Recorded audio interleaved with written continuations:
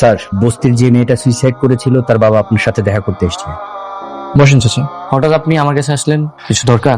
হ্যাঁ বাবা, এই টাকা করে আমার দরকার নাই বাবা। বাবা, আমার একটা ছেলে আছে, নাম সুমন। ছেলেটা দেখতে সুন্দর। 2 বছর আগে যখন আমরা গ্রাম থেকে ঢাকা আসি, সুমনও আমাদের সাথে আসছিল। এরপর একদিন সুমন দেখেছে আমাদের বস্তি থেকে একটা ছেলেরে একটা লোক এসে উঠাই নিয়ে যায়। তারপর 2 দিন পর খবর পাই যে ওই ছেলেটা নাকি হাত পা ভাঙ্গিয়া পরে দিয়ে রাস্তায় ভিক্ষা করে। এরপর আমার পোলা সুমন আরো খোঁজ খবর নাই। খোঁজ খবর নিয়ে দেখে যে আশেপাশে যত বস্তি আছে সব বস্তি দিয়া অনেক পোলাপানেরা উঠাই নিয়ে গিয়া হাত পা ভাঙ্গিয়া রাস্তায় ভিক্ষা করায়। এটাই নাকি ওকে ব্যবসা।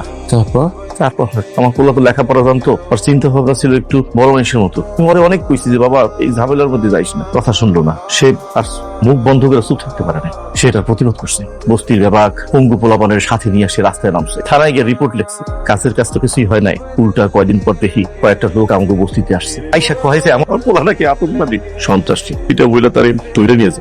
বিভিন্ন জায়গায় খোঁজ নিলাম, পাইলাম না। কিছু লোক তো কয়েছে ওর, কিন্তু আমি জানি বাবা, আমি জানি আমার জীবন বাইচে আছে।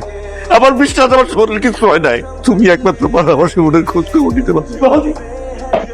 ও তুমি একমাত্র পারো আমার জীবনের খুঁজতে বাইর করতে বাবা। বাবা তোমার পাহাড়টা ধরছি বাবা, তুমি আমার জীবনের বাইর করো। মাইয়াটা তো গেছে বাবা, আমার পোলাটা আরে বাইর করে দাও বাবা।